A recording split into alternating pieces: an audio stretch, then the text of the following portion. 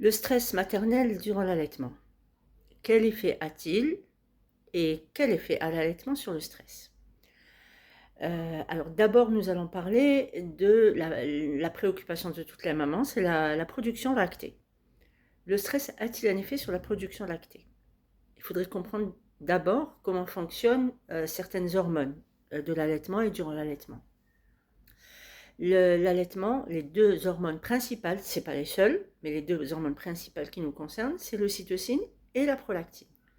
Nous allons schématiser l'ocytocine, l'hormone de l'amour, l'hormone du bien-être, mais aussi l'hormone de l'accouchement et l'hormone du réflexe d'éjection durant l'allaitement. L'ocytocine, en schématisant, elle provoque le réflexe d'éjection, c'est-à-dire que quand le sein produit du lait, elle va se charger de la livraison. Elle est stimulée par la mise au sein, par le contact de l'enfant avec la mère, par le contact de la peau de l'enfant avec la mère, mais aussi, surtout, par le fait que le bébé tète, le contact avec le mamelon, avec l'aréole.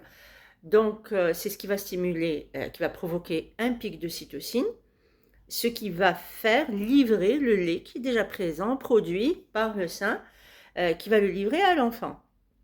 Elle est quand même tributaire de certaines situations. Le stress, par exemple, peut l'inhiber temporairement. Donc, le lait peut être présent et s'il y a un moment de tension et de stress extrême, ça peut être inhibé et ça peut donner l'impression qu'il n'y a pas de lait. Dès que la tension passe un peu, le lait peut être livré. C'est ce qui probablement a été à l'origine du mythe du lait qui se coupe. À un moment de tension extrême, on peut avoir un problème de réflexe d'éjection. C'est pour cette raison que nous recommandons aux mamans qui veulent tirer leur lait, par exemple, de se mettre dans une situation où elles se sentent bien, où elles provoquent un certain bien-être en écoutant quelque chose qu'elles aiment bien, de la musique, du Coran, pour provoquer ce réflexe d'éjection, voir, se mettre à côté du bébé ou à côté d'un linge du bébé. Si le bébé est hospitalisé, regarder sa photo, voir une vidéo de l'enfant. On peut même aider ce pic de cytocine en demandant à un parent, au conjoint ou à quelqu'un de proche de la mère de lui faire un massage dans le dos pour provoquer ce pic de cytocine qui va faire qu'il y aura la livraison du lait. La prolactine, c'est la commande. Elle va commander le lait. Donc, après, à chaque tétée, de façon plus ou moins concomitante ou après la tétée, il y a un pic de prolactine qui va dire tout simplement, schématiquement, à l'organisme de fabriquer du lait. Je récapitule, le stress ne va pas couper le lait, ne va pas ou peu diminuer la production du lait. Il faut juste savoir qu'il faut laisser passer un état de tension intense pour que les choses rentrent dans l'ordre. Donc le stress ne va pas mettre en péril la production lactée ou la relation d'allaitement. Maintenant, parlons des hormones du stress proprement dites.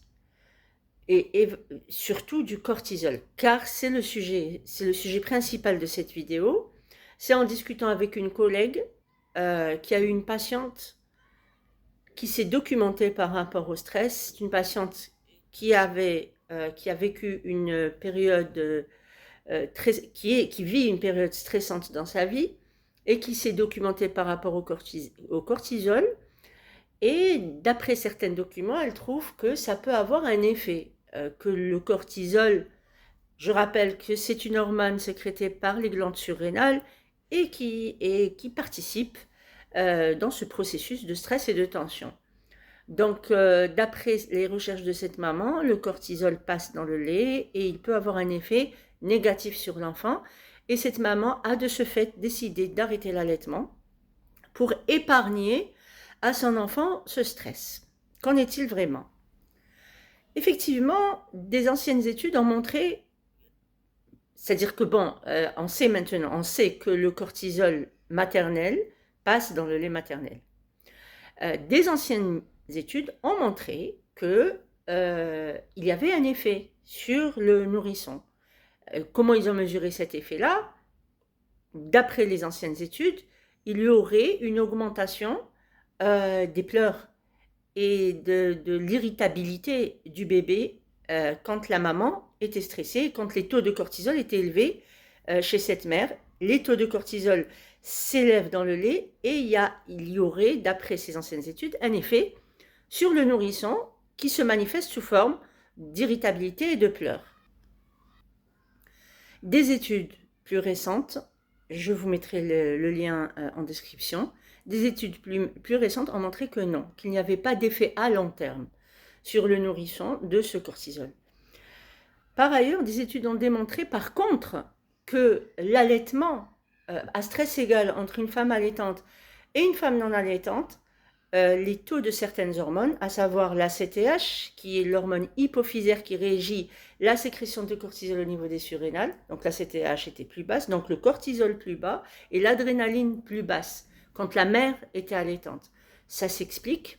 L'allaitement lui-même, le pot à pot, le fait de porter l'enfant, le fait de s'occuper de l'enfant, fait sécréter des hormones de l'apaisement, entre autres l'ocytocine, qui est une hormone qui diminue justement cette sensation de stress.